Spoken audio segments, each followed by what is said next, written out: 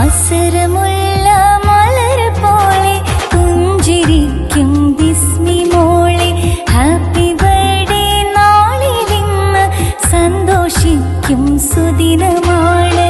ഉപ്പാ നല്ല ഹുസൈൻ മുഞ്ചിൽ നന്മകൾ നേർന്ന് പ്രിയ ഉമ്മ സീനയും ആശംസ നേർന്ന് പിറന്നാളിൻ ഒലിവാലെ കേക്ക് മുറിച്ച് സിസ്റ്റർ നല്ല ആയിഷയും ഐസ ഗിഫ്റ്റ് നൽകിടുന്നേ.